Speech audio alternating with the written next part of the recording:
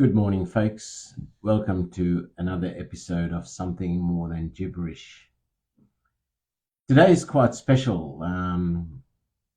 It is the 50th episode of Something More Than Gibberish. So, considering we do this every second week, it's been going for quite a while. And it's also special because I've got the featured guest today is a friend and an amazing author. His writing is prolific and he just churns them out. He's got 4 books out, each one over 450 pages, which is quite a mean feat. Right? I have all 4 of his books in my collection, and his writing never ceases to amaze me. And I speak of M DISarro. And also, he's always in attendance at lives and sends through his pieces for a DM. But I have personally never heard him recite any of his own work, so I'm really looking forward to this for many reasons. As I said, it's the 50th episode of Something More Than Gibberish, and our featured guest is just going to be amazing. So Tom's in the room. So Tom, if you hit that little camera sign with the plus, camera symbol with the plus sign on it, I can bring you up and we can get the show on the road.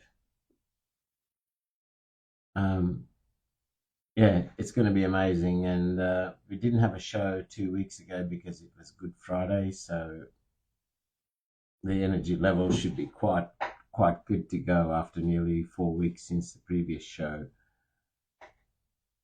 I'll put in a message. Actually, Tom's not in the room as yet. Hi, Denise.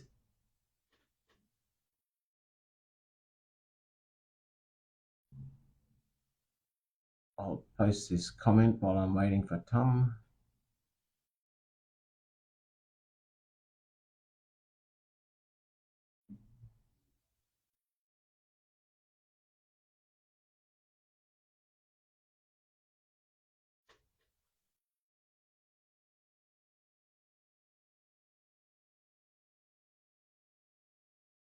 If I'm not mistaken, I think this is Tom's first appearance on a live, so that's another reason, another thing to celebrate. We all hear a lot of his work recited on DMs, but I personally, and I don't believe anyone has ever heard him recite his own work, and yet he churns them out like at a great rate of knots. So, as I said, I've personally have had all 4 of his books in my collection, and when I used to do a lot of pop-up open mics under Origin of Thought, I used to always sort of enjoy reading his pieces. Hey, Tom's in the room. Our guest of honor is in the room. So, Tom, if you hit that plus sign on the camera symbol in the bottom middle of your screen, I can bring you up.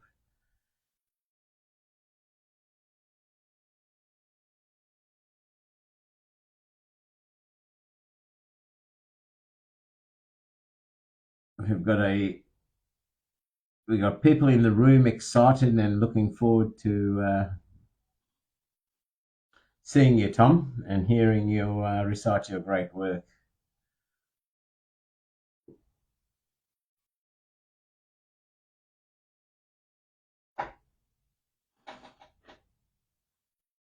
Welcome, the Ghostly Poet. PPP, welcome.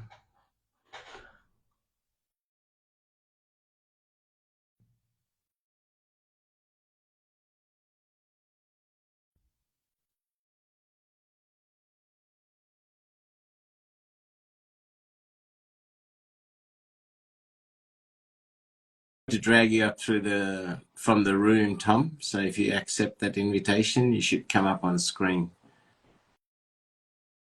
Here he is. Hey, welcome, Tom. Hold on 1 second. You caught my refrigerator. Oh, welcome. It's an absolute pleasure to meet you in person, on screen in person. My audio is coming through okay?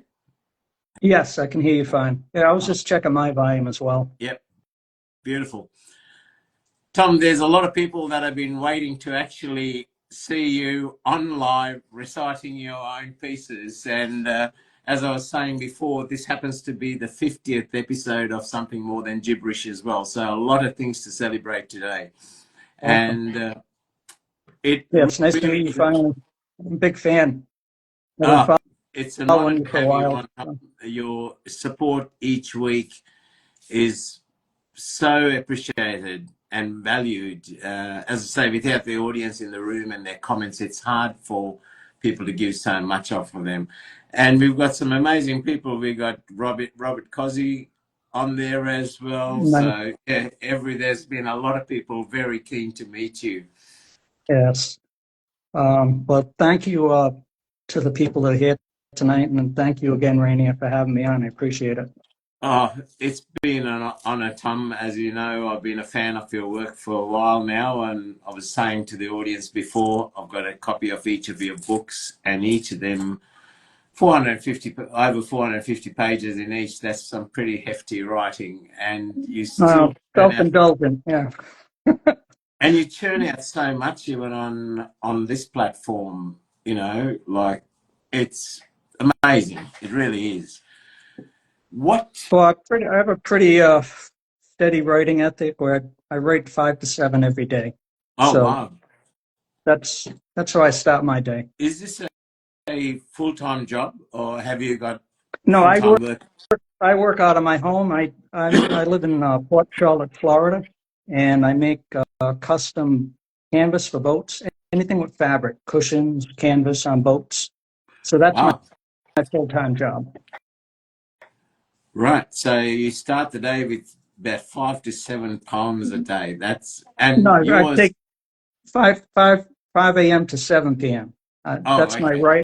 That's my writing time. So that includes books, poems, anything like that.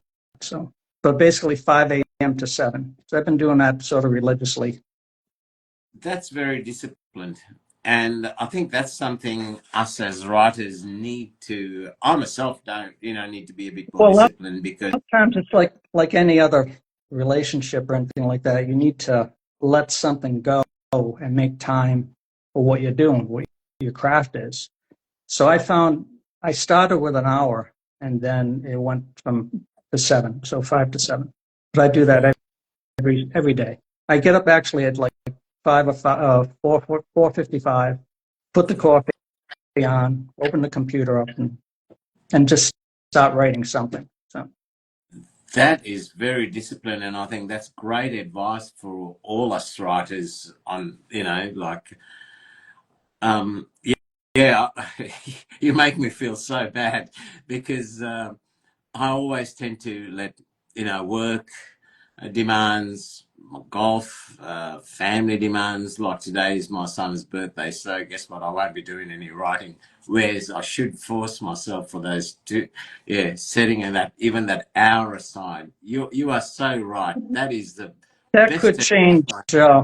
That could change when I'm not single anymore. So it's the same thing. Your priorities change. So yeah. Well, I'm single and I live by myself, so I've got no excuse, right? I'm the master of my own destiny, right. My captain of my own ship. I've got nobody to answer to and be responsible for, and I still get caught up in. At the end of the day, doesn't matter how well you're liked by the organisation you work for. You're just a number, right? So it's great. That is amazing. So tell me, what did draw you into your writing journey? I've been writing since my teens, actually, 15.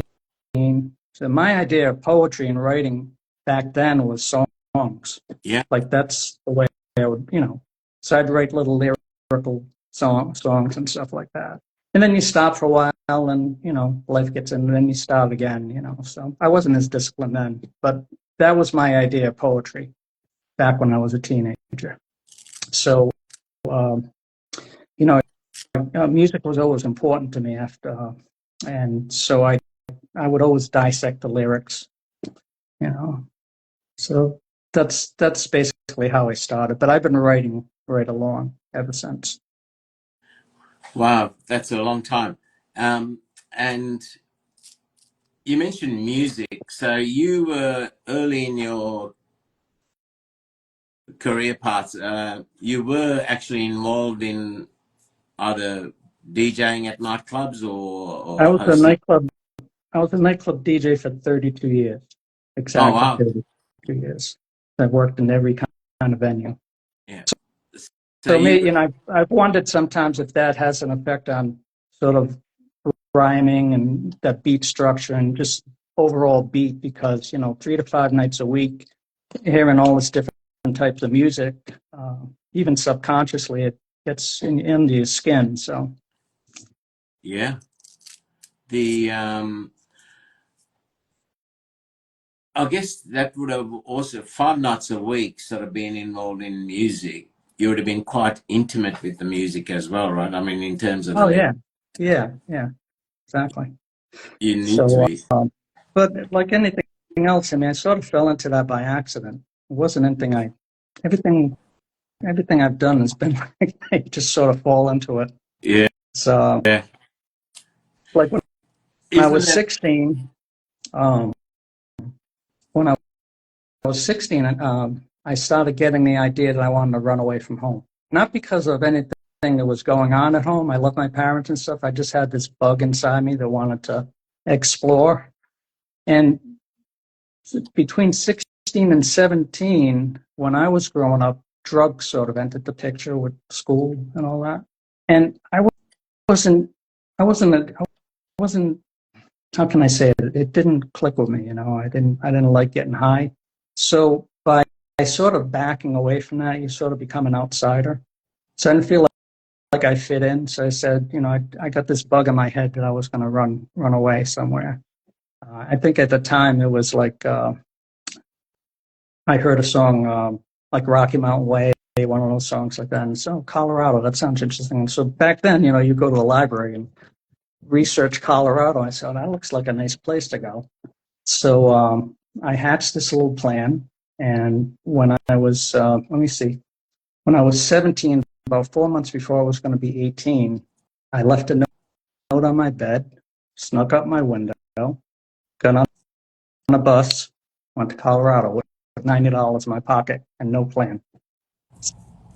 So my grandmother at the time, she knew I was going to leave. My parents didn't know anything. I just had left a note. And I don't know if you've ever taken a bus trip west at all or anything like that, but it's basically 3 days of no sleep. And people getting on the bus, getting off the bus, lights on, lights off, you stop, diesel smell, all that stuff. So on the third day, when I was heading that way, these two girls come on the bus and they sit across the aisle from me. And I was poking around in my notebook. And after about an hour, they struck up a conversation. And she asked me what I was writing, and I showed her. And, bear in mind also, when I'm on this bus, I'm 17, and all my hair is shaved off because my brother was going into the army, and he had made some deal with me, and I lost, so I had to shave my head. So I'm on this bus. I'm on this road trip. I got $90 in my pocket, no plan. I'm just heading to Colorado. So the girls asked me, say, where are you going? I said, well, I'm going to Denver. And she goes like, well, why are you going to Denver? It's like New York in the mountains. It's nothing there. I said, they were going to Estes Park, which is 5 miles outside of Rocky Mountain National Park. So I said, that sounds like a nice place. I said, that's where I'm going. So I don't know if you're familiar with that. Have you ever seen the movie The Shining with the big hotel? That's right in Estes Park when you come in. All right. it's a tourist town like Aspen, something like that. So long story short, I ended up getting a job that day in a motel, and I had gone business to business looking, asking if anybody needed any help. No one. So I ended up getting a job in this motel. It was $50 a week pay and a room. Now, from where I came from, there was like a dream. I had my own room with a little kitchenette, my own bath, queen-size bed, overlooking the Rocky Mountains. Deer used to come in the back every day. And I did that for a while. I got another job working in a backpacking shop. And that whole Colorado experience was great. But then my grandmother called me from Rhode Island. Now, my grandparents were in vaudeville. They traveled all over the country. I don't know if you're familiar with vaudeville or not. If you've ever seen the movie Gypsy with Rosalind Russell and Natalie Wood, that's basically vaudeville. And back in that time frame, instead of going to a movie, we'd go to a theater, and you would see entertainers would come out, like a juggler or Bing Crosby or Sammy Davis Jr. tap dancing, or some other kind of performer. So that would be like going to a movie before talkies, they called it. My grandparents did that all over the country. When they came back to Rhode Island, they opened up a costume shop, and then my grandfather had an entertainment bureau where he booked talent, and then my grandmother taught ballet and dance. And we spent a lot of time in that shop as kids. My father, he was doing his thing. He was working. My mother was rattled because there's 5 brothers and sisters. We're in a noisy house in Providence, Italian family. My grandparents lived there, my parents, my brother, and my three sisters. So it was very loud. So they come back and they opened the shop. I spent a lot of time there, and I was very interested in what my grandmother did. I was very close to my grandparents.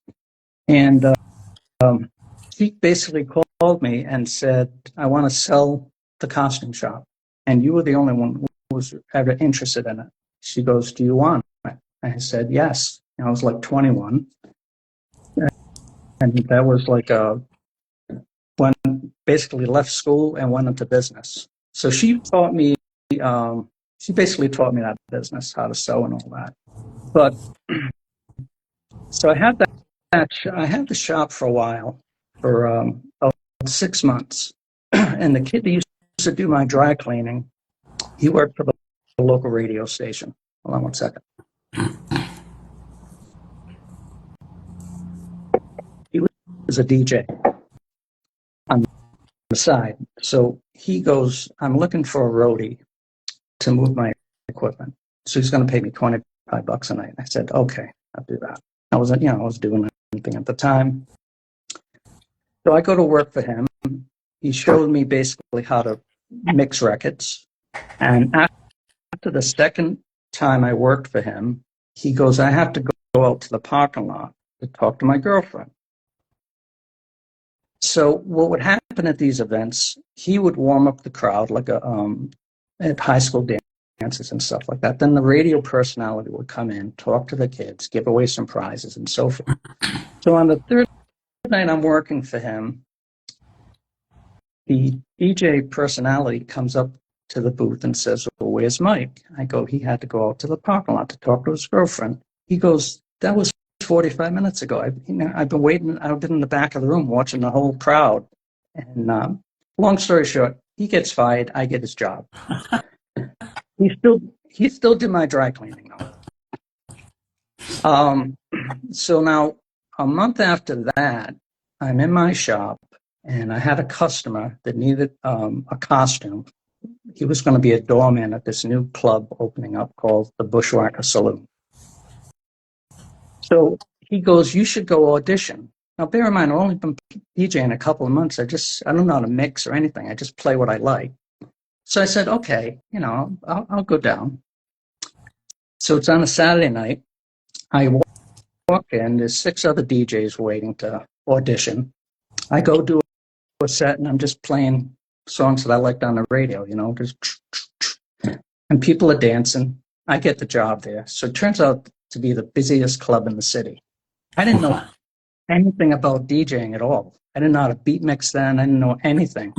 So I basically learned that business from the ground up after not being in the business very long. So I worked for them for about 5 years, and then two of the bartenders were going to open up another club, and they asked me to go join with them, and I did. So I worked for that club next. That was called City Lights. That became the most popular club in the city. And I worked for City Lights for about 5 years, and then I met this guy, Tony, who managed 40 clubs for a company called Kent Management. So they own clubs in Providence, Boston, Worcester, Springfield. So I started working for them, and I was basically working, 4 to 6 nights a week and running my business. So basically, I went for a stretch where I was sleeping 4.5 hours a night consistently, whether every night of the week, 4.5 hours a night, because I'd be working during the day, working at night. And it's a lot of work for nothing. Because at the time I got married, got divorced, and the only thing that came out of that was a beautiful daughter. So. And she's following down the entertainment path as well, isn't she? I've seen some posts of yours.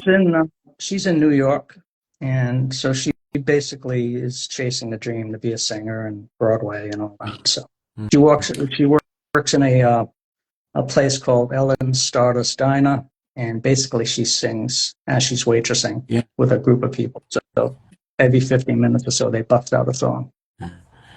Well, the genetics obviously were passed down, but you affirmed one of my firm beliefs and on how I've lived my life as well, and trusting in that journey and how everything falls into place. As you said, you got on a coach with $90 in your name. I had no plan. I didn't know what I was going to do for work. I had exhausted all the businesses in town and was basically working concentrically out of the town, and went into this motel. It was a motel, Budget 8 Horseshoe Hotel. It was some crazy name like that. And I just walked in. I said, are you looking for work? And the lady goes, did you see the ad? And I said, yes, I saw the ad. I didn't see the ad. So it's like, and then the husband comes out and talks to me. He goes, what, are you joining the army? Because he sees all my butt, my hair all shaved off. He goes, I can't pay you too much. I go, how much is too much? Because from zero to something it's better than zero. And it was like $50 a week plus the room. And that's, it's all craziness. When I think of some of the things I did when I was younger, and it's like I've always been someone looking over my shoulder, I think, But it takes a lot to trust within the self and to step out on that limb without a plan. And I myself have done it. Yeah, I mean, you look at like what Dylan said, I was so much older then, I'm younger than that now. Like the gist of that is like you're a lot braver when you're young. Yeah. It seems, you get older, you start thinking things, you're more fearful. Even like doing this live with you, I was like, it's one thing to be playing music to 5,000 people, which I'd done, anywhere from 100 to 5,000 people. But to be in a little box like this and be vulnerable and people asking you questions, and said it's different than hiding behind your words and posting stuff, which I can do that all day long. But for me to speak to you, it's it's not my favorite thing. Well, we actually have been talking about getting you on the show for pretty close to 12 months. So yeah, I had to cancel once. So we had it almost down. So. And here we are. It's happened. And I am ever so glad, Tom, because firstly, that advice you gave about making a set time every day as a writer, that's made all the difference for me, especially when I decided to write my first book. Yeah. A lot of times people like I had a book in mind even before I got to Instagram. It was one of those things, because you read books and said, I can do that, I can do it, but it's a lot harder to actually do, to write, especially if it's a novel. And I wanted to write a novel. Another thing you got to incorporate is what's happening now in your life. When I finally got to the point where I could write this novel, I was involved in Instagram writing poetry. So it's like, can I incorporate what's going on presently in my life into the book? And that sort of got infused in it. You can't ignore what's going on around you, whether it's in your poetry or going into books and stories, which is what I've been trying to do now with my next project. So when you put out the first book, how old were you then, Tom? This was 2020. Let me see. Yeah, I released it 2020. I'm 66 now. Yeah. But it's weird because I got the whole thing written, and then sort of my situation in 2018 when I started writing this, finishing it. So the beginnings of it was sort of starting. But when I decided to write this, I had just come off my divorce from my second marriage. And I was in a house similar to this. This is like 2 doors down the street from where I was. And basically I had no furniture. I had a bed, I had a desk, I had a chair, and I had a table. And that was, so it's kind of a dark place for me at the time. So I incorporated a lot of what I was feeling into the book, loss issues and stuff like that. And I had said when I started writing this, when I got into the new place, I said, I'm not going to date. I'm not going to do anything like that until I work on myself and finish this. Because, we say we're going to do something, but things never get finished.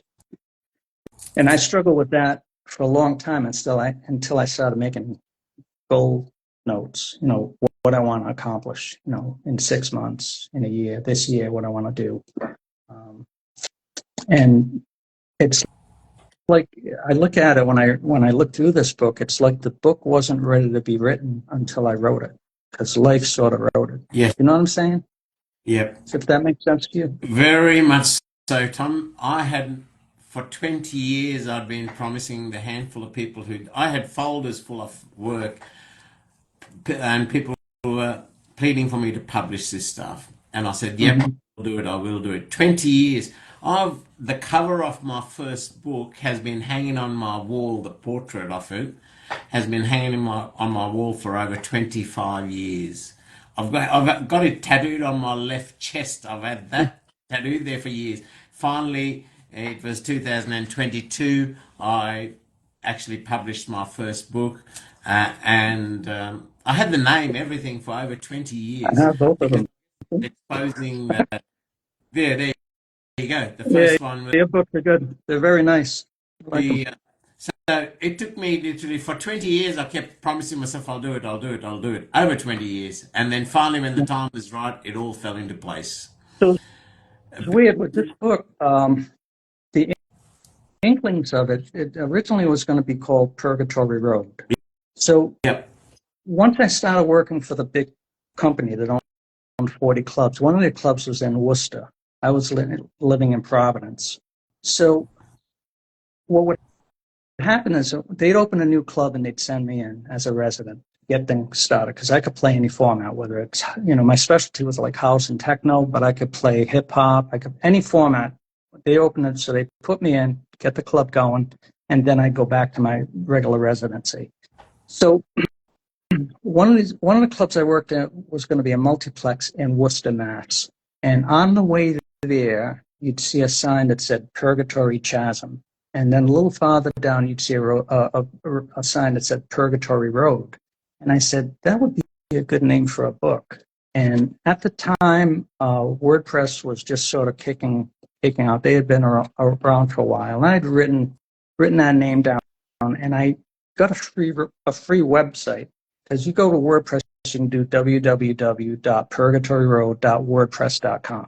So I have my author site on there now, but it's a paid site. So it's just tmdisarro.com. So that was the first website I made, and I would put poems in there that I would hope to put in a new book. But by the time I got ready to have this book like named, and it was named that, I said, let me send this out and see, get a professional opinion on it. So there's a girl I know in London, and she had a service where she would give you an editorial report on your book. And I sent it to her, and then she was kind of expensive, but she sent it back, and her advice was take the poetry out of it. I said, but that's not what I want. You know, my vision is a book, a novel with poetry sort of let in between it, you know? So I didn't take that advice. That was an expensive nothing burger. But the other important thing that she said to me was dig into the backstory of your characters. And by doing that, I got 3 more additional characters into this book that sort of rounded out the story. So in that respect, it was good. Yeah. So what happened was, so like I said, I was going to call it Purgatory Road. When I went to research the name again, there was like 30 books with that title and some series, you know, Purgatory Road, the last chapter. So there's a bunch. Now you can't copyright a title, but it was kind of like, seemed to me it was kind of like worn out. So, and I ended up making sites for my other 2 books ahead of time, which was Poking Holes in the Darkness and Every Wicked Bird. I had websites of that because those were future goals for me to write those books. So I ended up calling this The Bushman, which is probably a title that you can, that's something in Australia, right? Yeah. My book designer, by the way, lives in Melbourne. So when I get these things ready, he formats them and gets everything looking pretty like a professional book. But he's in Melbourne. That's the city I live in. Oh, okay. Melbourne. Maybe you know Matthew Revert. Do you know him? Paper I Crisis? haven't met him, no. Yeah, check him out. It's cool. So the way I came up with this title is, when I grew up in Providence, right? So it was the Italian section. Yeah. Before it was the Italian section, it was the Irish section. And then, you know, it's the same turnover of immigrants. You know, one group will come in, other ones move off to the suburbs, and then the Italians moved in. So my great-grandfather built our house.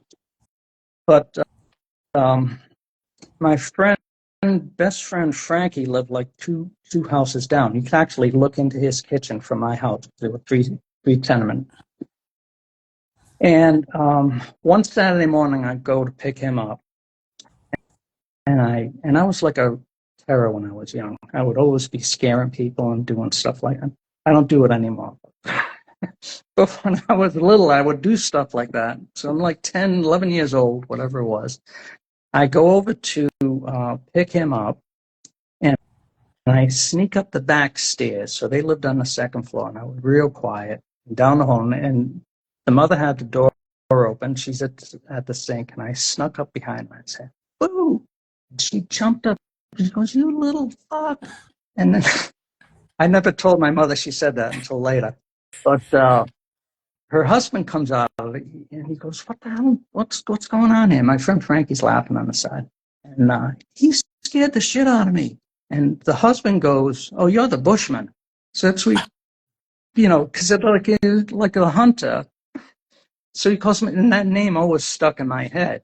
And I had actually wrote it down when I was putting the book together. And I wrote a poem about that, which I can read to you if I can find it. Definitely, yeah. But yeah, it's weird how these names sort of come up. So that's the name that the book was supposed to be, not Yeah. Purgatory Road. I think it's amazing how when things are meant to be and you let yourself follow your instincts, it's amazing how things fall into place. As you said, on the very day of getting to that motel, there was a job, right? You could have picked any motel but you happened to go to this one, and there it was, at your grandma's shop, It was and weird the music. because I don't, there's a song called like "Waiting to Exhale." It has to do more with relationships, but it was like one of those moments where I just laid on Yeah, the bed, and it's like it's just breathe out, and like every that particular chapter's starting or end. I don't know. That yeah, journey ended there for a minute, and then yeah. um, I got on the phone and I called my grandmother, and then I called my parents. In fact, I, I, hold on one second. I I can relate to so much of that because when I traveled, I spent 10 years riding around this big continent I live in on a motorbike. And there were times when I remember one time I was right up in the Queensland coast, beautiful beaches, very touristy. I was down to my last $3. I just lay in bed there in this backpacker hostel saying, all right, what do we do now? I didn't even have enough Mm, money for petrol to get to the next town up the road. wow, wow. I was lying there. Suddenly, I hear my name called out, and this lady who was running the backpacker place, she goes, "Hey, are you still looking for work?" So I said, "Yep." I was lying there in my underwear, so I walked out on the balcony, naked except for my underwear, Meh. and I stood, and there was a builder going. We're running behind down on the ground. I was one level up, and he goes, "We're running behind on this." Tourist resort we're building and we're looking for laboring hands. Are you looking for work? And I said, yep. And he goes, how soon can you get down to the site? It was about a 10-minute walk from where I was camped. And I said, mate, give me 10 minutes for a shower and I'll be down there. Half an hour later, I was working and I worked and then I pulled in a few grand and off I went to the next town. So you just got to trust, right? And so I Yeah, could really relate. trust your instincts, and I find that you have to sort of live with great expectations, like things are going to work out, Yeah, because yeah. you can think two ways. You can be a defeating thought process, or things are going to work out thought process. And I try to think like that. Yeah, yeah. So It's I wrote this poem I wrote about that experience of running away. yeah, And it basically is the phone call afterwards. So it's based on that phone call with my dad he was a war veteran, and he got shot up pretty bad in Korea. So his leg got shot up, arm, all that. So he was in a hospital for 2.5 years and rehabilitated, VA hospital. So, but he was always understanding. He was a good man. Worked for the post office for 43 years, and they gave him a gold yeah, pen. So yeah, it's like, but he's like one of those guys, rock steady. Went to work for the family every day, and but anyways, he was more like understanding. So this is called Running Away. It's from my third book, Poking Holes in the Darkness. It goes, hello, Dad. It's Matthew calling. So Matthew's the character in the book. Please give all my love to Mom. I'm calling from the mountains, living with my best friend Tom. My best friend Tom is me. So I'm living with myself, basically. I know you must be worried, sick. Yes, I ran away from home. Just something that I had to do, a dream to make my own. A feeling deep inside my heart, something that's been on my mind, to see the world and change my life from feeling bad to feeling fine. The kids I know all think the same, wasting time and getting high, blurring lines to fry their brains, living life by trying to die. No, Dad, that's not me at all. I want so much more than this. People just don't understand. I won't ever once be missed. Yes, I see your point of view, but please try hard to understand. This is what I plan to do. 2 more months, then I'm a man. Please don't say that it was you. It most definitely wasn't Mom. It's this place I need to get to. Can't quite put my finger on. Yes, I have a job for now, working in a nice motel. They pay cash plus room and board, nice as far as I can tell. Tom works for a restaurant. He's going to be a cook someday, but for now, he's washing dishes. That's all I really have to say. Please understand and know for sure it's nothing that you did, you see. It's something like a form of cure, a place where I can just be me. I love you, Dad. You know that's true. I'll try to visit you next year. Let me talk to Mommy now. Hope this helped to ease your fears. Hello, Mom. I'm doing fine. There really is no need to cry. Just something that's been on my mind. There really is no reason why. It's nothing that you did, you see. There is no other one to blame. Yes, I'll get my GED. High school dropout suits my name. I'll make my own way in the world, and everything will be okay. Yes, I'll call you when I can. There's really nothing more to say. Yes, I have some money stashed. Grandma bought my ticket here. She also spared a little cash. Said it was because she cared. Please don't feel that way, Mom. You know I love you. This is true. I always have and always will. It's just a thing that I must do. Yes, I'll call you often, Mom.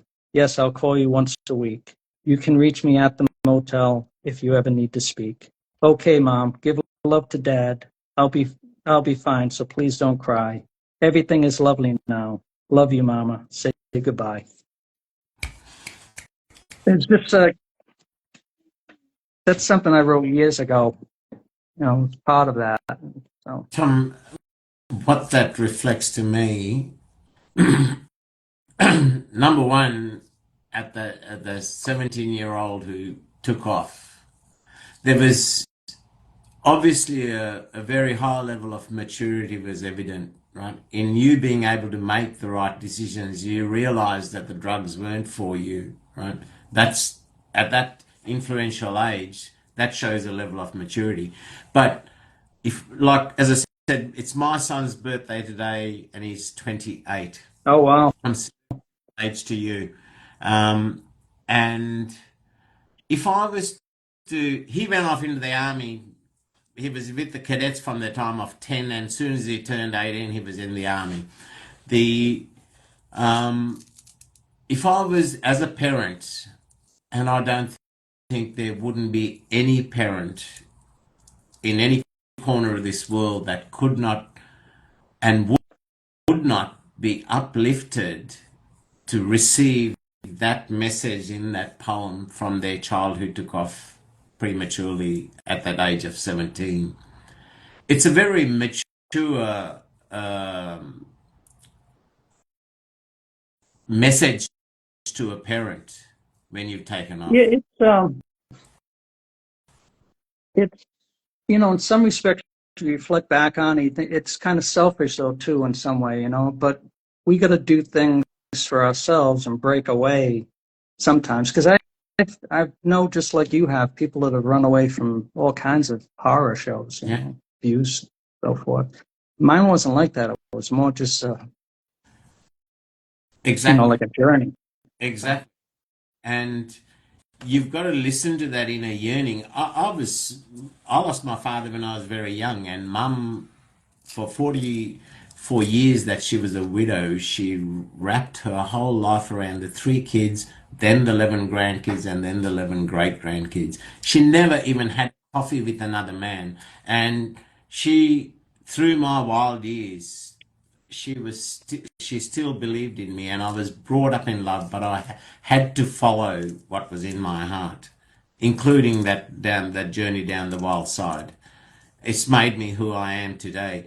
And to meet somebody like you from such a young age who followed your dreams, because I was exactly the same in my teen years. I'm nothing like my siblings. I'm nothing like my upbringing. And to see that reflected in you, Tom, means the world to me, my friend. It really does. And I'm very similar age to you. I'm actually 60, just under 65. I'll be 65 soon. So I'm very same age. Welcome to the club.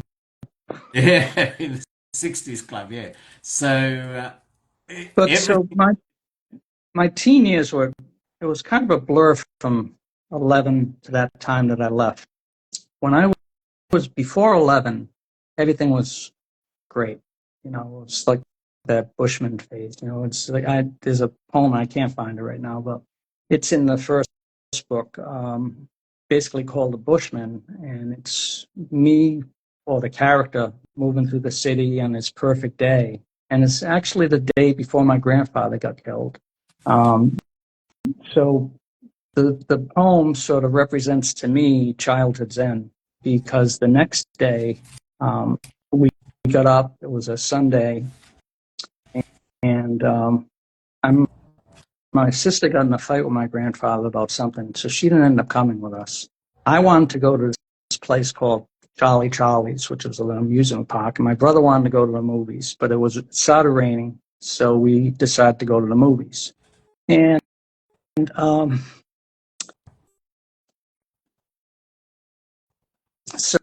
so as the troublemaker that I was at the time, I had my father had said never bring any snakes into the house. I had a fishing tackle box with a snake that I had gotten, you know, a week earlier when he went to the Rod and Gun Club to shoot ski, and I had the snake with me in the back seat.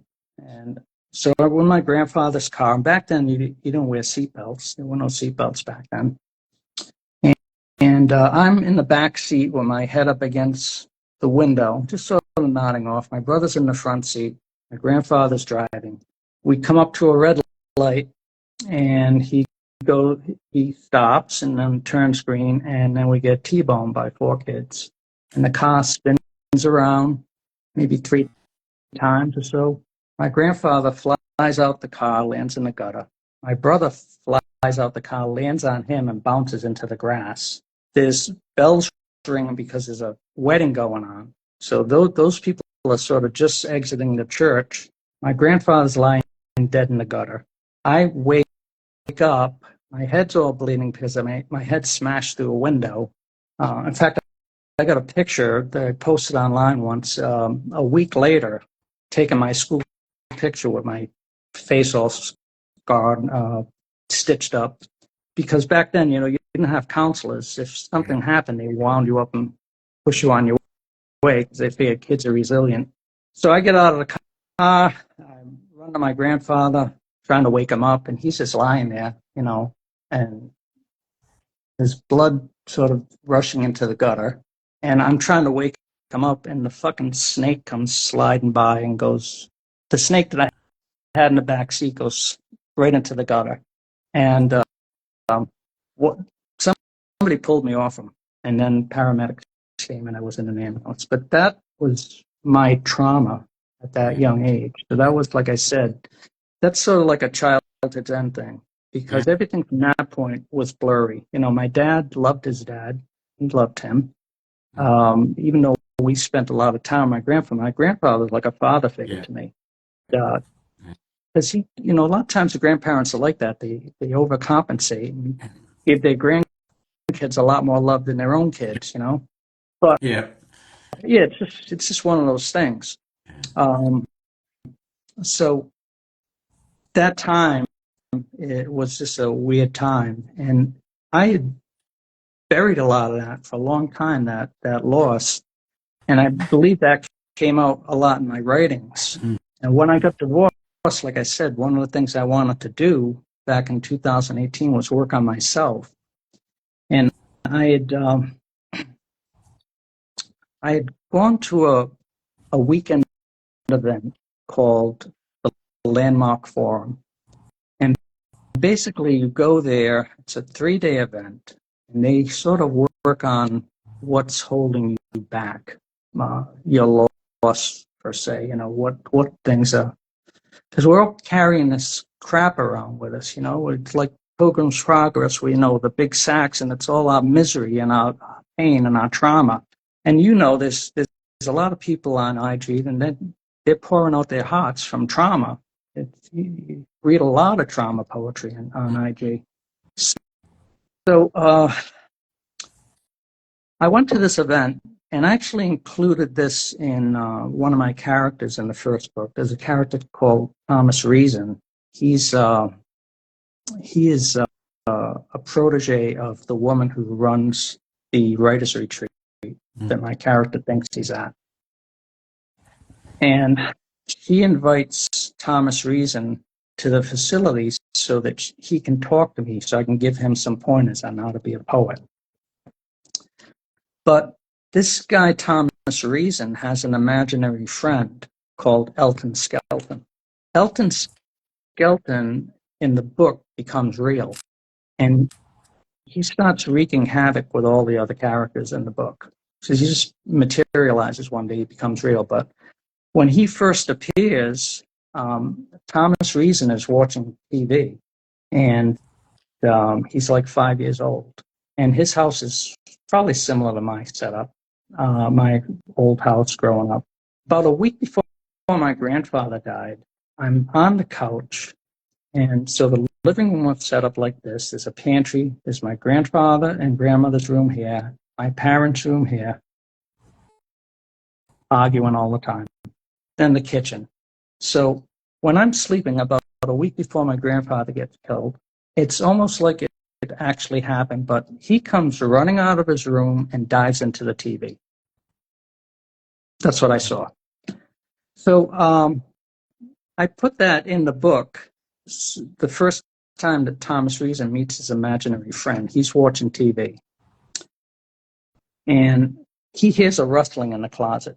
Closet opens up. This guy comes running out and dives into the TV and then looks at Thomas Reason, a little kid. He goes, "Hey, mate." And I always use mate. I don't know. It's an Australian thing. I don't know why. I haven't decided if he has an Australian accent or not, but he always calls people mate. And so his father comes, Thomas Reason's father comes into the room.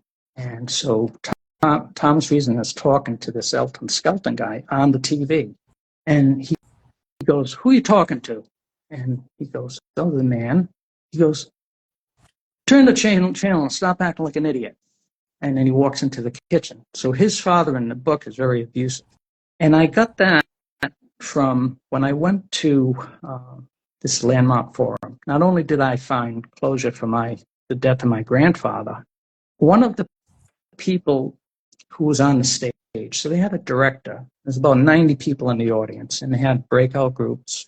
They'd give you assignments, writing assignments, and so on. And one of the people he was talking to on the stage, she was talking to, this big guy, 6 foot tall, tattoos, looked like a biker guy, real tough looking guy. And she's leading him through a series of questions, almost like, remember in Good Will Hunting? Yeah. Where the scene where he's saying it's not your fault, that kind of stuff. Yeah. The dialogue that she took him through led him to exactly that conversation. She said the same words back in 2018.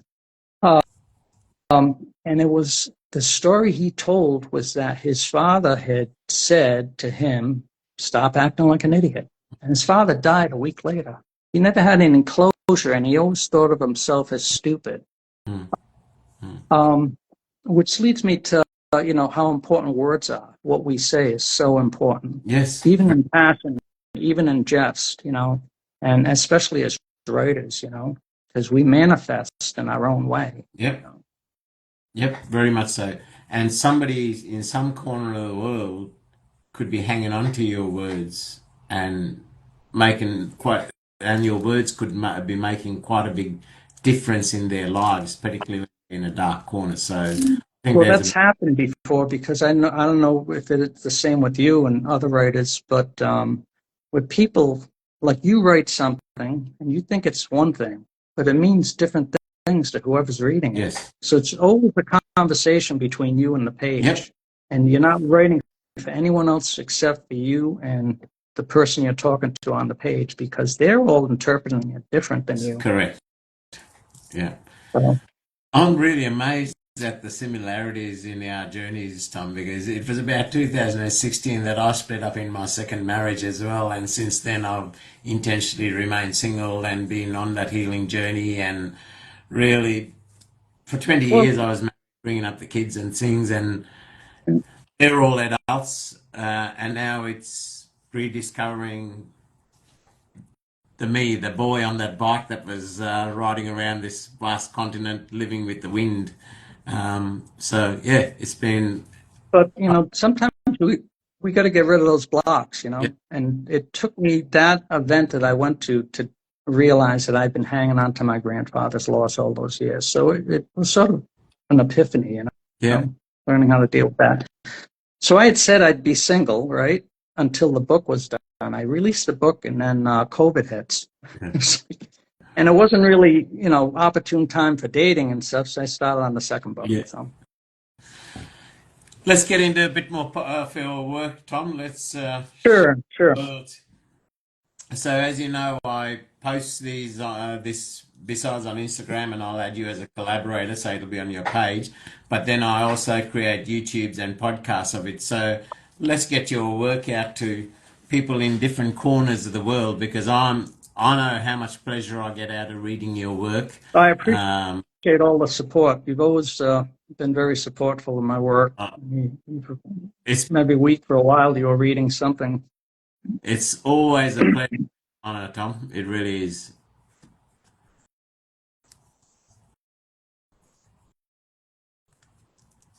Um, I'll read a little bit. I'll read a little bit from the book.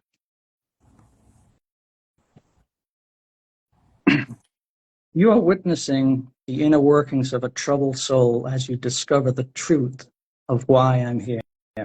The pathetic fact that I could not let go of my darkness. Eventually, it manifested into a world all its own. The world you have entered of brilliant clarity and words hiding behind shadows I create. With this in mind, will this book I'm writing before your eyes be a vindication or a persecution? Another world of loneliness and longing, or a purgatory of my own design? I lean toward the latter, for it speaks of this gray matter, childish wordplay. I've saved something you may find interesting, but I will not share it with Mr. Reason, only you. Let him identify my demons on his own, if that's what he wants to do. The day my grandfather died was like a beginning, a downward spiral, possibly, a twist of fate, maybe. You could say the beginning of a thing can be a joy or a horror. It all depends on interpretation.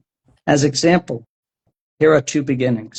I wrote this the first week Lorraine and I were together. Lorraine is my second wife, but the names have been changed. As the page reveals the secrets to the story being read, so we blossom such as petals as a flower will unfold, keeps us moving ever forward, whatever lies ahead, to expose its inner beauty as the joy within our souls. When you smile the way you do, all defenses seem to melt. Honey kisses, lips inviting, satisfy this constant yearning. Love like perfect flowers pressed between what's seen and felt, as the passion sweetly slipping off the pages we are turning. She sent me this text a few weeks before my divorce, before asking me for a divorce. I feel so beat up, Matthew. I am not trusting you and have lost all respect. When we first met, I remember telling people why I was in love with you, because I respected you so much. I have lost that. The Bible speaks of drinking from two cups. One is the cup of God's blessings, and one is the cup of demons. You can't have it both ways. Consider an artist painting a portrait of his perfect love while she poses for him. And he's so obsessed with the details of his art that he becomes blind to the fact that she's starving to death in front of him. More than this, we have love and all its beauty and light to write volumes and to illuminate a lonely planet. Yet we dwell in the company of dark words, stories and poetry of death and despair, music with dark lyrics, movies exploiting death, and we foolishly expect to nurture life.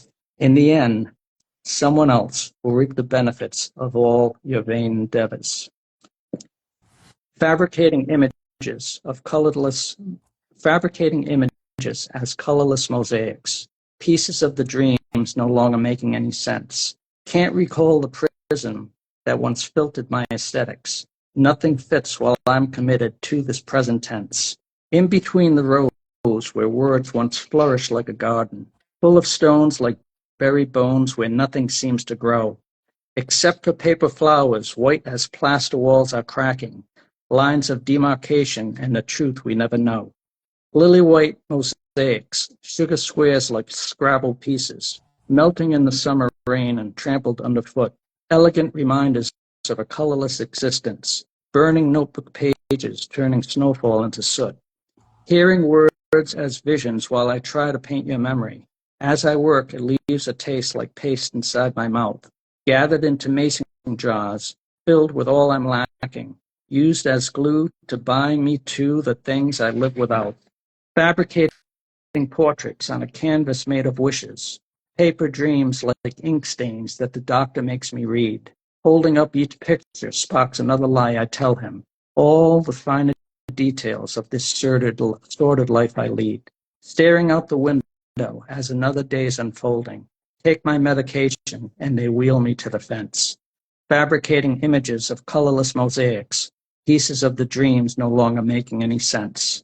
One word, one line, one story feeds off the next, and it's never satiated. A free association of thoughts that's anything but free. Word by word and link by link, they become a chain around my throat. No balance to speak of in my quest to be an author, to be a poet, to be a writer, to be or not to be. So funny how the same themes show up again and again in literature. Yes, yet it's only through our grasp of language that we can fully express in a way that leaves a literary mark, such as Shakespeare or all those great authors who can so effortlessly bend words to fit their will and spark the fires that inspire millions of readers. Now compare this to a nobody such as I, who feels the same emotions but can't put their feelings down on paper. The difference between true artists and children with coloring books. Am I destined to shuffle along with the forgotten poets of the world, forever banished to our piles of notebooks, while an elite few authors sort through and publish the gathered words that every writer covets? With this in mind, will this book set me free or keep me forever in bondage to the next line, the next poem, the next reaction to my past, present, or future, reactions to memory of love, of loss, or death?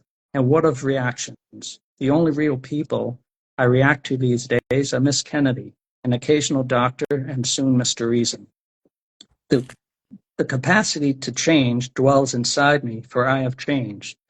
To prove this out, consider the loves of my life. Aurora said I changed into a monster. Lorraine told me I changed from respected to disrespected. Sharon wanted change I was not able to give, and chiffon is a change waiting to happen. But it always seems to end the same way. We beat up our dead horses, then we shock them back to life. Place our love on life support, then kick it once or twice. Keep the truth in perfect piles to sweep under the rug, make up for a little while until we pull the plug. We keep a written record of the lines of love we cross. Read the words to no accord, then count them all as loss. Cherish all our weapons of oblivious abuse. Never seek forgiveness from the harmful words we use. Holding down our feelings while we're trying to pretend. Bringing back the pain up to the surface once again. Stinging as a swarm of lies, we kick the hornet's nest. But no matter how we try, we never see what's best. Become the person we despise inside our lover's eyes, casting our dispersion in a mirror full of lies. And so it's only fitting we admit our pure defeat, for only by our splitting will we find ourselves complete.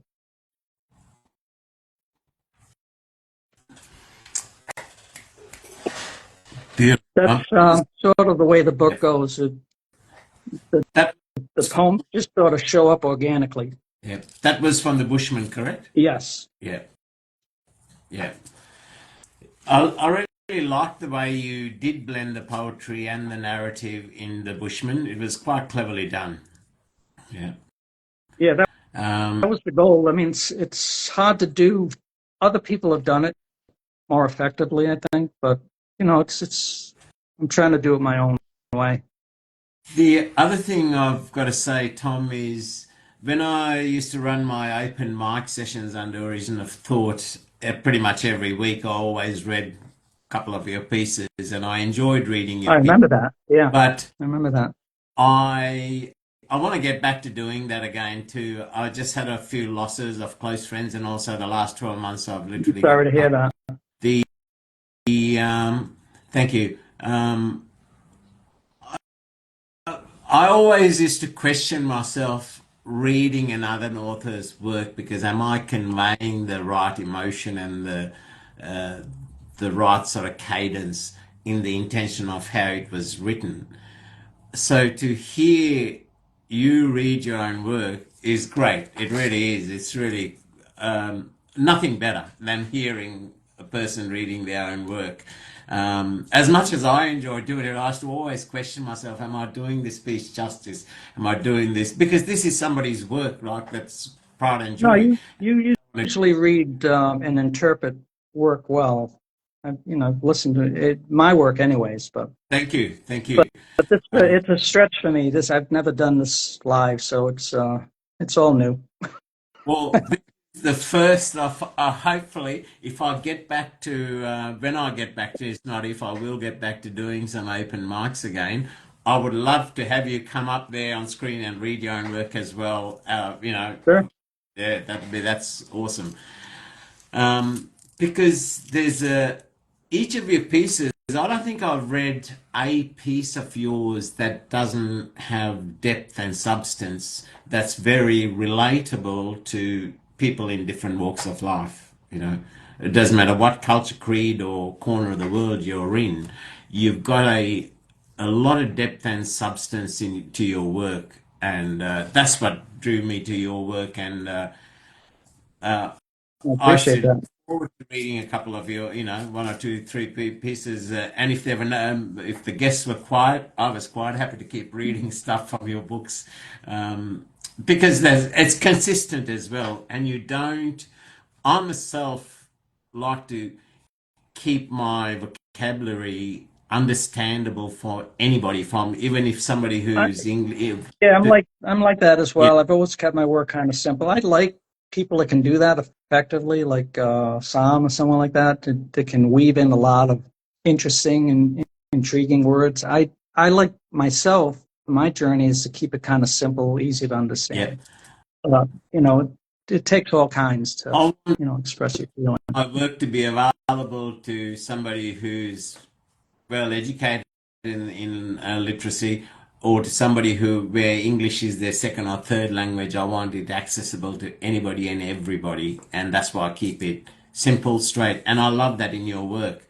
Mhm. Short, sharp lines, very simple words, very understandable by anybody. Depends within that Yeah, if you spectrum. can keep the words simple but the flow interesting and Yeah, intriguing, whatever rhyme scheme you decide to work with, well, yeah. it's I try to achieve anyway. Yeah, blows me away the volume, sheer volume, and they're not short verses either. They're quite lengthy poems. So really, Yeah, I really, mean, I've had to cut stuff down because when I'm in a writing mode, if like a poem that I like, I'll keep adding stanzas, and then I'll go back and cut out. So yeah. As Nemo said in the comments, keep it simple, stupid. Philosophy always works, it right? The old works. kid. Yeah, Yeah, yeah, it works for me. yeah. Same here. No, I love it. So yeah, no, I'll definitely get back to doing those open mics, and yeah, look forward to having you.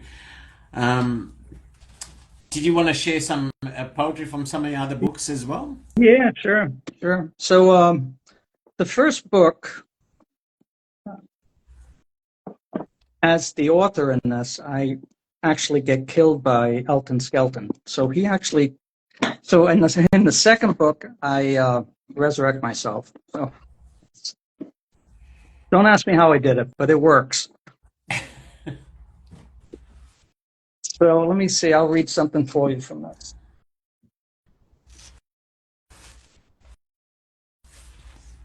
So this was actually another website I had back in the day with this title, Every Wicked Bird, and as a long-term goal to write a book. So this was the second book I wrote. Good Yep. to folks. And basically, this book is split up into 5 parts. So there's 5 narrative prose pieces, and then about 200 poems.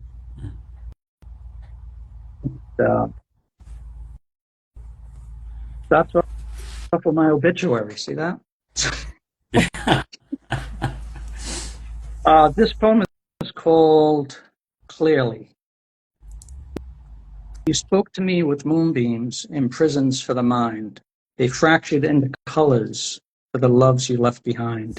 I listened to your heart unfold as galaxies of night, where lovers shoot across the page as words with missing light. One was like a cornerstone to keep you safe and sound, but soon became an anchor, for you never left the ground. Another was a lover boy who offered you escape. He satisfied every desire, but found he could not wait. Another was a madman, was bent on your abuse. He forced his will upon you until you had to choose. 100 million pieces of a love you've never known, as stardust you're releasing from a mind that's clearly blown. And now you find yourself inside the longing once again, a place in space you can't erase, no longer can pretend. You see your future sinking faster than the sun, while in your soul you know that life is more than having fun. 100 million pieces of a life I've never known, as stardust I'm releasing from a mind that's clearly blown. For every heart is born to love, but life betrays us all. Until we no longer feel, we hide behind the wall. So very hard to recognize when what true love comes along, but by the time we realize the true love may be gone, 100 million pieces of a love we've never known is stardust we're releasing from our minds are clearly blown.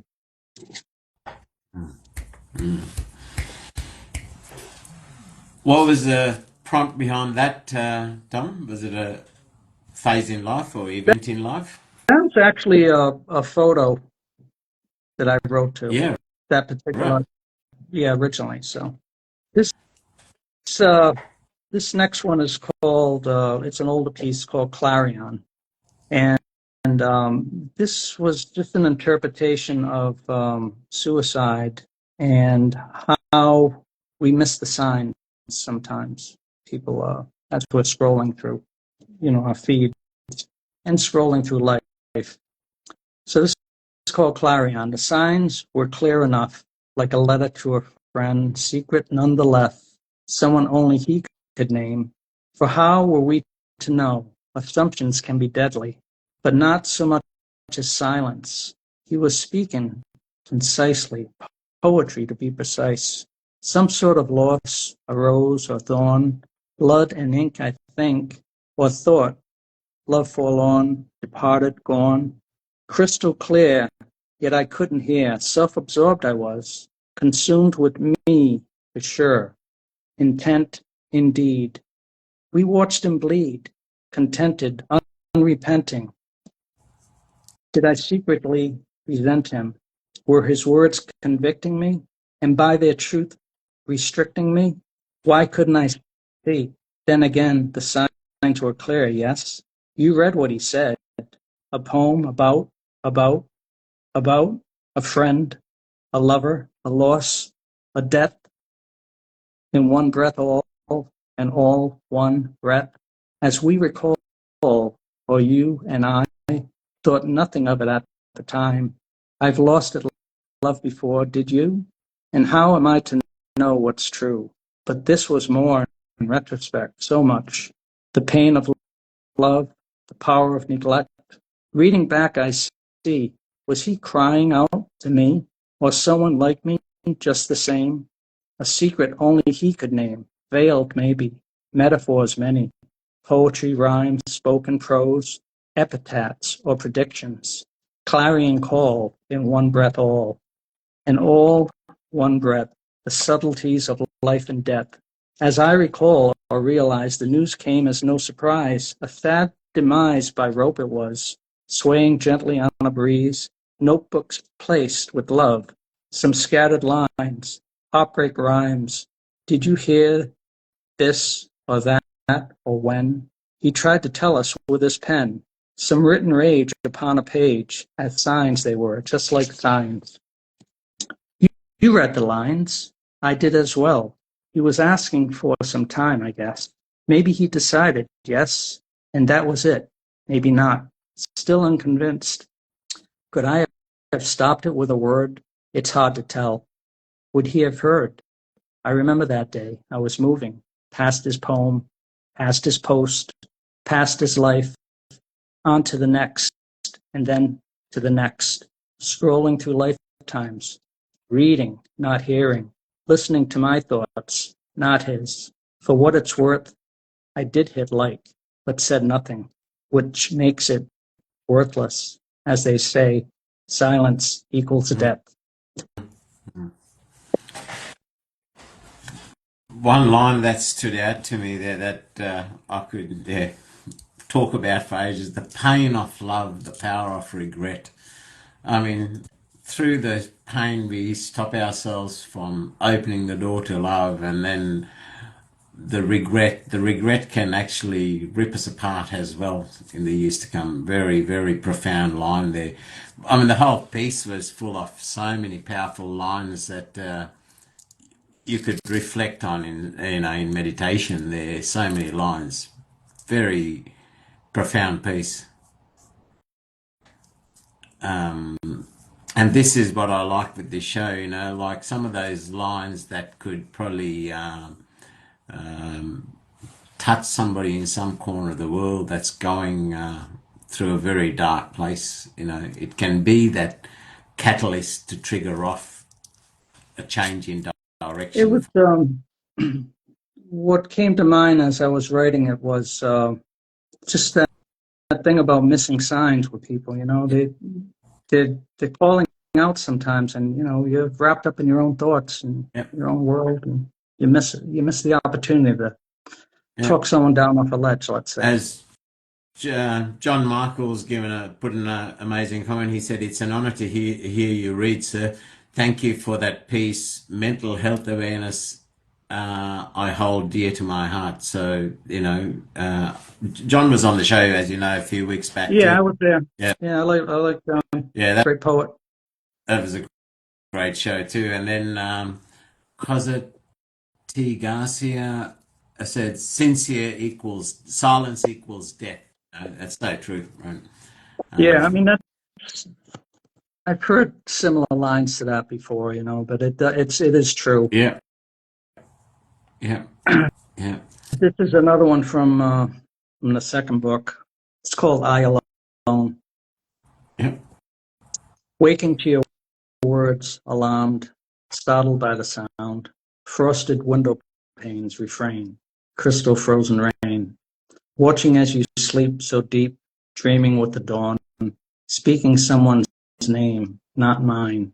What we had is gone. Alone, I see the moon as if a face inside a glass, crescent smile smirking back as mischief from the past. The winter's cold unfolds as if a blanket you have made, wrapped inside these icy threads, the bed where we once laid. Nothing like the warmth of love, once nurtured on the go, asking why December skies rain, then turn to snow. Alone, I see the sun inside the clouds that hold my pain, tells me of the gray that weighs so heavy with your name.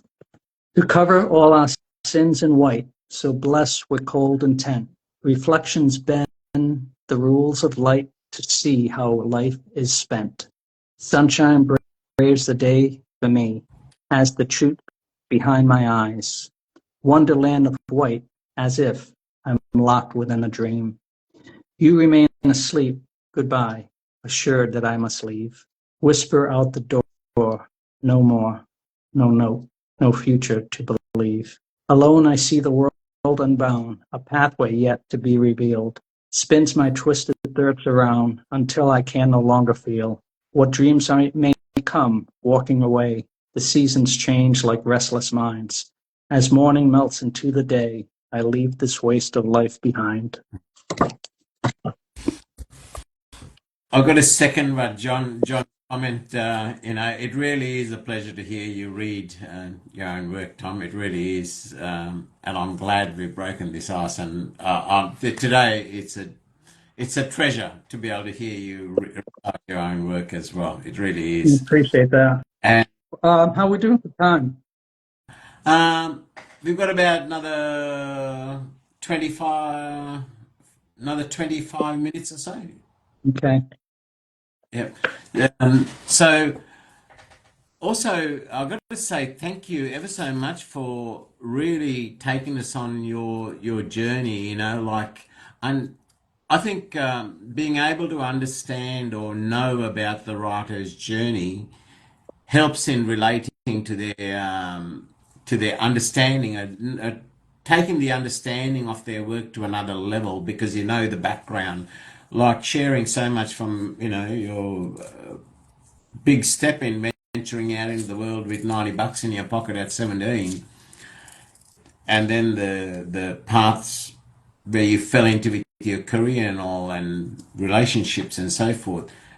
Even the tragic ending of your grandfather, even that whole, that helps to understand so much where the author is coming from as well, from what he's seen. So, um, and this is why I do this show, right? It's where people that I really respect their work, I want to showcase their work to the world, to anybody in any corner of the world. And countries like India, where TikTok's not popular, whereas YouTube's huge, whereas other countries where Instagram's big, I try to make it available. A lot of people who just like podcasts, because I really people whose work I believe in, I really want to showcase that. But in showcasing their work, I like to showcase the person as well. And thank you for sharing so much of you. I could sit there listening to you for ages, man. Like I will get down your way one day, and we will have a beer. And I sit Yeah, you there. could come to Florida. You'd like it. Yeah, I You'd definitely. like Florida. Yeah. So, phenomenal, phenomenal pieces. I just love the profoundness of each of your pieces. I don't think there's not a person you wouldn't touch with your work, and all the DMs you've sent to people's lives and things like that. You can see the appreciation of um, the host as well as the people in the room when they hear your work. But hearing you recite it is just another experience. It really is. Yeah, anytime I guess you can hear the actual author read is good. And I've been avoiding it, putting it off for a long time. Keep spoiling us with more of your work, Tom. So I'll go into the third book.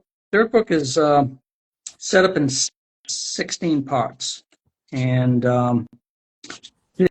it's basically a letter with each section, and then it goes into poems. So there's like 262 poems in this one.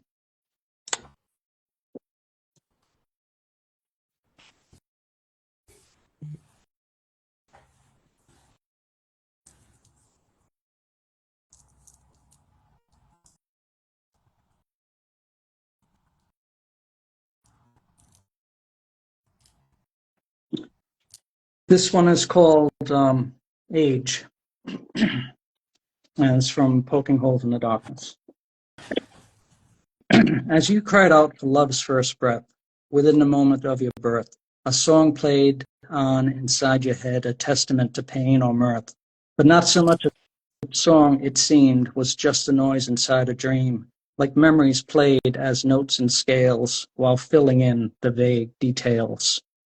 As age defines the passing time like pictures on a canvas mine, where colors fade like words we say, on pages white they slip away. As you were pushed off into school and learned about the golden rule, you found a life in books and chalk with melodies of endless talk, but not so much a melody was like a slant on history that kept you guessing all the more to question what your life was for. As age defines our childhood's end, where one path fails and one begins, an endless question mark of days where into white we slip away. As became a man and such, you never realized how much. A voice was speaking in your mind like footsteps beating close behind. But really not a beat you heard. It's more a fear inside a word.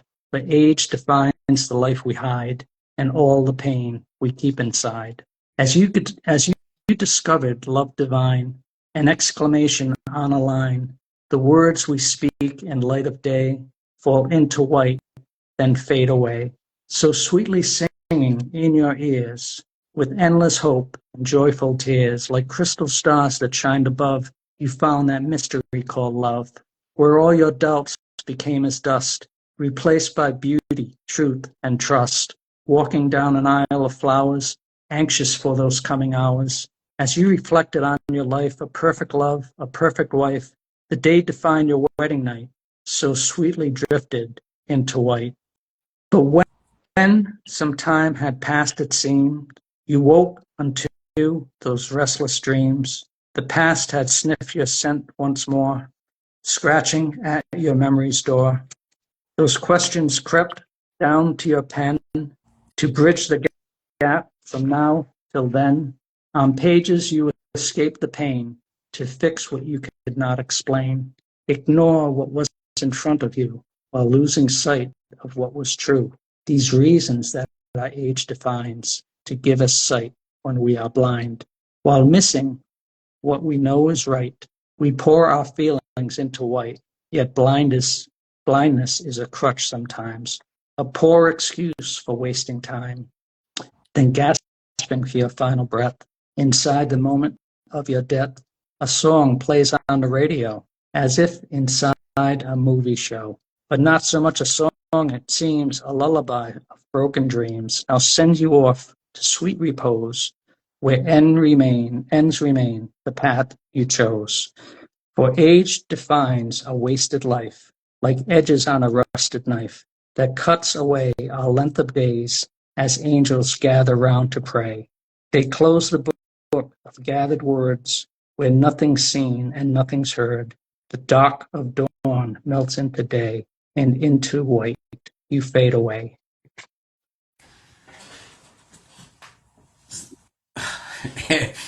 Honestly, so I'm so glad I got your books because, like, it's one great line into another that your mind sticks to one, and you miss some of the other lines. One that grabbed me was where one part ends, another begins. There's no truer words than that. It really is, you know. And age defines the life we hide. In our impetuous youth and all that, we just show the world what we want to see, and then, yeah, as you get older, you just show people who you are, and you say, "Hey, this is me. Take it or leave it. Keep moving or hang around." That's so many profound lines in that, Tom. We could just dissect that for forever. you know. But Yeah, I've well, been sticking with more rhymey stuff because it's a little bit easier to read and understand. But this one is hold on a second. Oh, this one's called DJ. I used to be a disc jockey, spinning records round and round, making people dance like crazy, safe behind a wall of sound. I hate the words I used to be. They reek of has-been days of age, stick inside my eyes like pins, jump up off this jaded page. It's just a plain and simple fact. Time is memory come to bear, turning as the music plays, subtle as my graying hair. I used to own a costume shop, making faces for a trade, dressing people up like stars, living in a masquerade. I hate the words I used to be, people always asking why. Things don't work out as they should, keeps me talking in disguise. It's just a plain and simple fact. Life will spin you on a dime, keeping you moving to the beat. All at once you're out of time. I used to be a married man, and then I had a mad affair, but she turned out to be a fan, someone who never truly cared. I hate the words I used to be. They make me hate the things I've done, the mask I wear, the songs I like, the the walls I've built and webs I've spun. It's just a plain and simple fact. The more I fail, the less I learn. The past will dictate how I dance as surely as those records turn. Time is memory come to bear, and I hate the words I used to be. Far out. They are I just. know that one. I don't think anybody likes likes hearing that. I used to be this. I used to be that. You know. But that's where the true growth is, right? Honestly, I've done some shit in my life that most would say, "Aren't you ashamed of that?" No, I'm not, because all those people. Hopefully, we're learning. By the things we do. Yeah, So. it's what makes us who we are today, right? It's that Exactly. I always, if you have not experienced the dark, how do you know what the light is? It's Exactly. understanding, Contrast. finding neutrality and balancing both in the middle. That's growth to me. Yeah, definitely. This You know, one the is this one's called Abandoned Summer, and it's from Poking Holes in the Darkness. The details were there for all to see, fragments of some fractured dreams, shared as incomplete prophecies, disjointed stories, forbidden histories, middles and beginnings, endings going nowhere. You read to me as if a child, in our bed you said a prayer. The souls we keep as slaughtered sheep are baptized in the tears we weep, are counted as if lost we speak, always asking questions, answers so elusive as markers for the time we waste, the sense of smell replaced by taste, flavorless as saltless salt, trampled with my favorite faults, whispers in dark corners, worshipping shadows with solemn words on tips of tongues. They evaporate in silence, swallowed down as memories, gag reflexes, poets' hexes, wordplay passions, truth perplexes, realizing the sun is a demon, stealing all my dark misery, in beams of golden deceptions, steadfast and abusive, yet years before I watched you flying, like flags waving across a promised land, broken, messages written in the palm of God's hand, closed in fist of wrath, open to closed minds, secrets as miracles for dying prophets, metaphors in hidden languages spoken as commandments for the deaf, dumb, and blind, walking through walls created with words, on watery graves with swollen epitaphs, in clouds of wind forgotten by angels, blowing words into drifts, syllables into piles of lyrical madness, crumpled papers like autumn leaves, gathered to be burned like forbidden books or photographs of abandoned summers. It was sounded like you were quite a self-reflective journey there. A lot of times I think, and you probably feel the same way, it's sort of a stream of thought, Yeah. and you don't know where it's going until you read it, a year later or something like that. You say, oh, yeah. And then you start hearing comments say, that was interesting, blah, blah, blah, blah. But that's not what your intention was. But somebody heard it that way, which is great, Yeah, yeah. So a lot of times I write extremely fast. And I just write. And I'm not trying to edit as I write. I just write out each line. You react to that line. If you're working with stanzas, you react to one, to another, to another, to another. Yeah. This happened, and then this happened. Therefore, this happened, and I became this, or I'm here or there now. Hopefully, you're taking someone on a journey. Yeah. Yeah. A journey of self-discovery, of becoming. Quite often, I find just the first line comes into my head, and I start typing, and then the rest just flows. Yeah, the first lines are kind of important. Yeah. This is like on, with the Bushman, it starts out, and I had this line, these words I write right, returned for spite, as snakes to bite my fingers. This poison pen, time and again, creating pain that lingers. Yeah. And then the girl says, on the day her father went missing, the girl was a runaway heading to California. An escape she planned with a friend of hers who was going through the same horror as she was. So this girl is getting abused by her father, and she's running away. She's going to run away with her friend. But I had that line, on the day she went missing, the girl was a runaway heading to California. And that was one of the first lines I had. And I guess every story starts like that. I think I had a coffee cup once that had great opening lines. Yeah.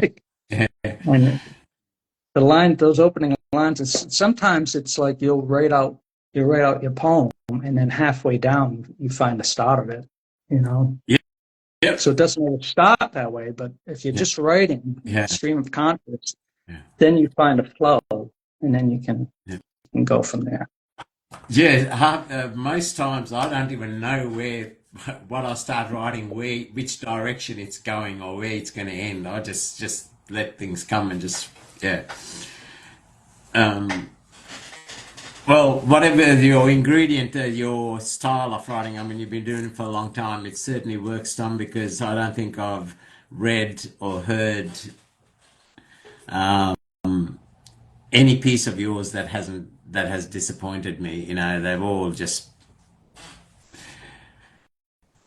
grabs the listener or the reader from start to end all the way through. And I find I reread a lot of your work quite often, or the same stanzas even, because the lines, although they're the very fact that they're short, sharp, and sweet, they carry a big punch to them. That I love it when you can grab a line and use that something that you can meditate on, even, right, or self-reflect on, and try to align that to your own life. And your poems, every line's full of it. Well, like I said, a lot of it just coming from somewhere. It's like free associations coming from past, or not so much the future, but it's either the world's in the present. Like I said, the past is sort of contrast, and the future is you're becoming. You're hopefully becoming something. Yes. And I'm a firm believer that everything that transpires in each day, and every encounter we have, every experience we have, is taking us on that journey to the future. That's to fill in the gaps. Really, all we can be is present. I mean, I set goals. I know I want to have another book written by such and such a date, or I want to do this. I want to pay off my car, do some foolishness. Go on vacation. You write these goals out, but ultimately you try to be present. You're living with that great expectation that things are going to fall into place the way you feel them. It's no use planning too far ahead, because you might not be here. That's right. That's right. This is another one from Poking Holes.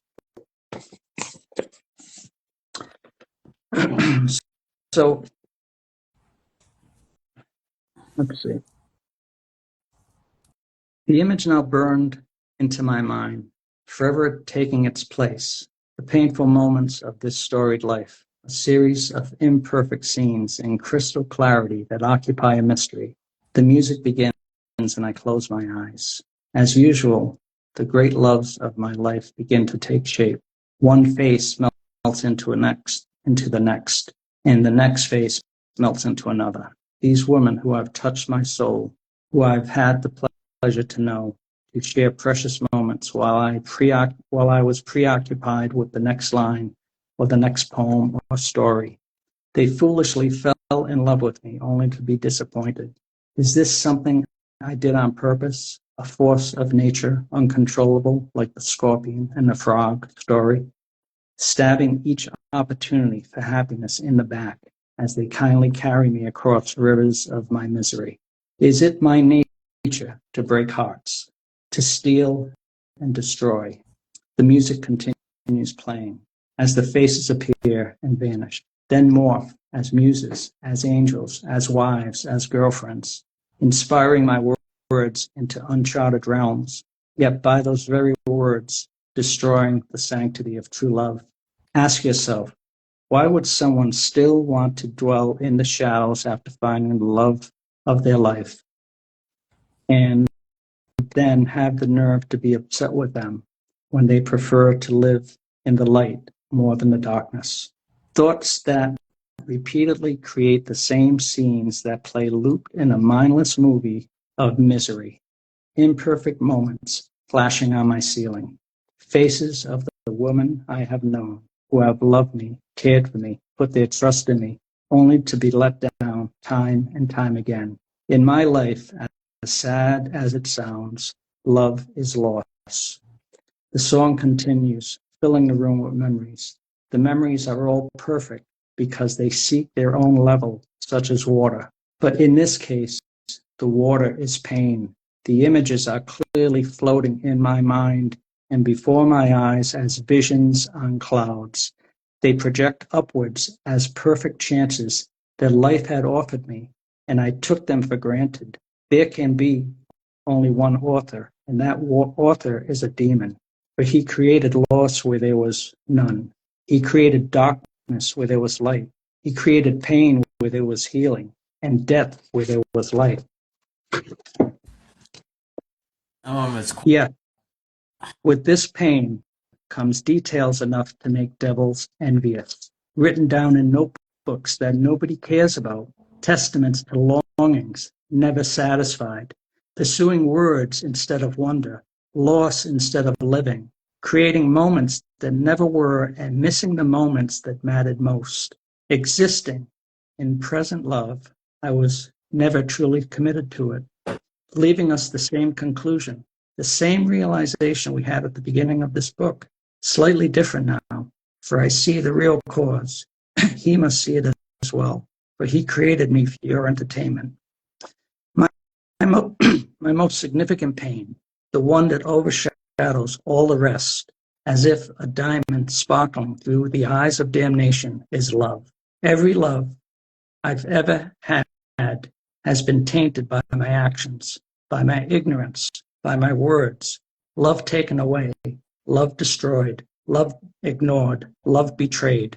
My past is a blur interspersed with pain and brilliant clarity. That one was quite heartfelt, but ever so empowering.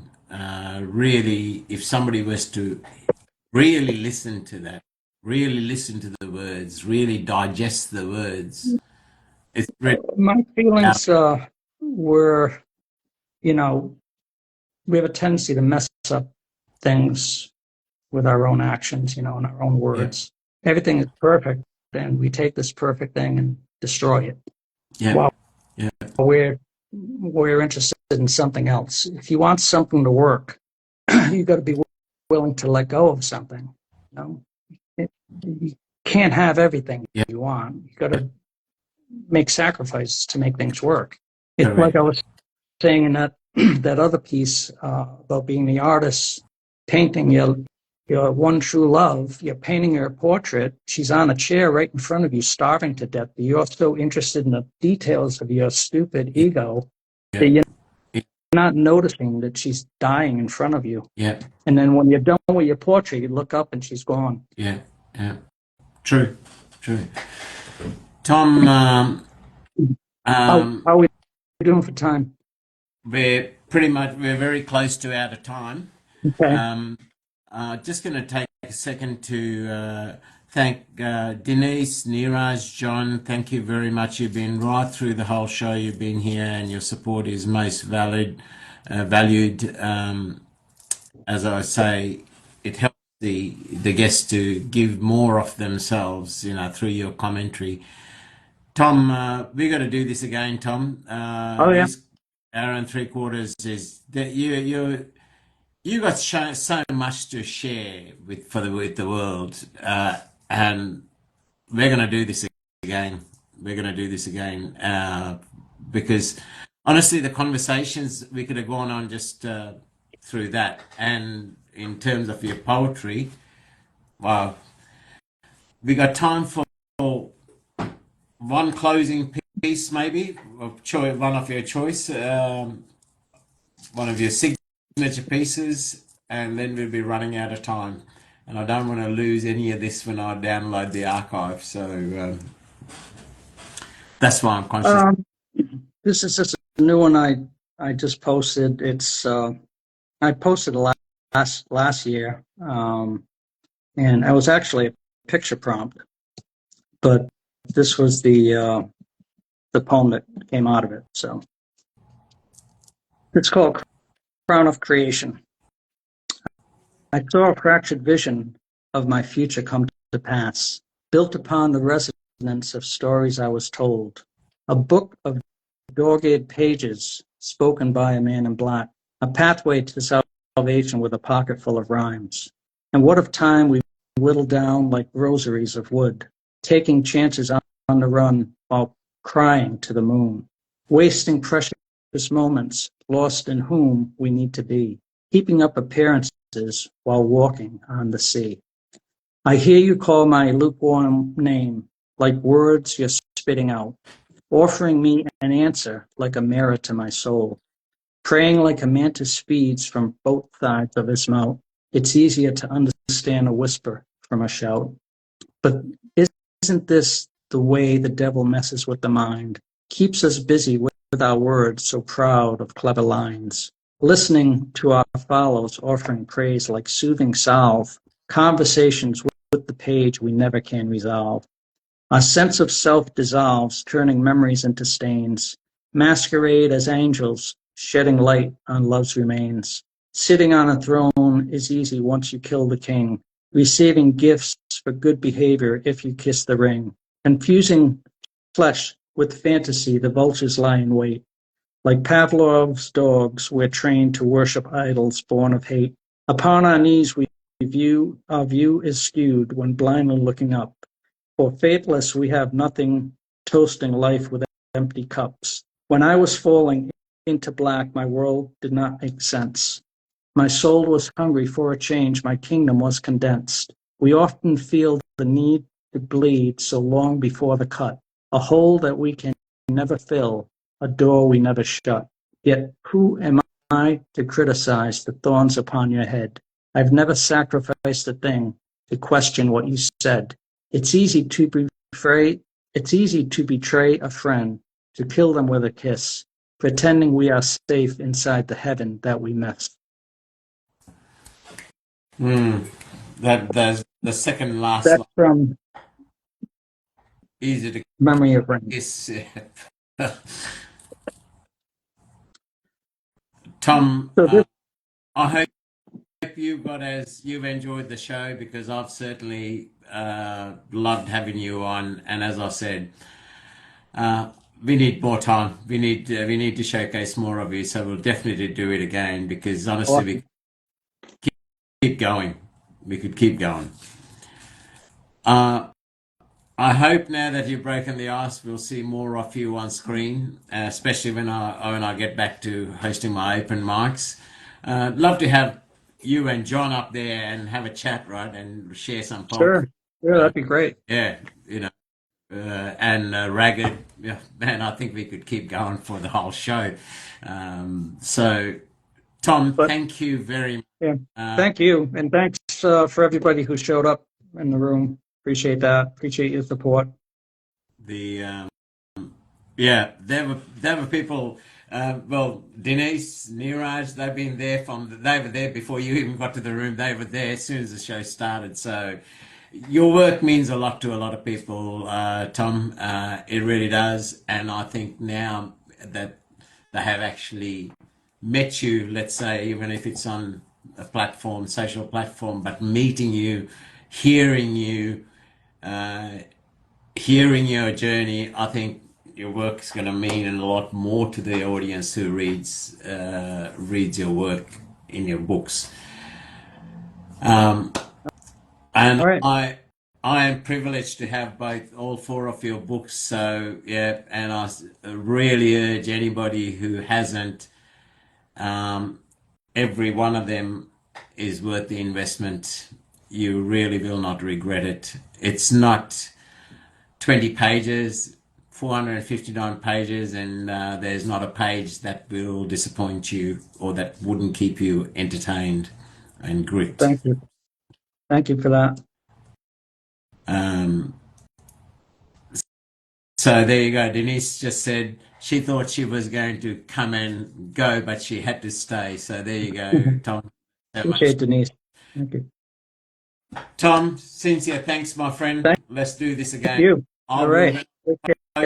Add you as a collaborator, and when I create the YouTube and the Spotify links, I'll send you the links which you can use in any which way you like. Awesome. Thank you so much. Take care. Thank you. Thank you, Tom. Stay safe. All right. Bless.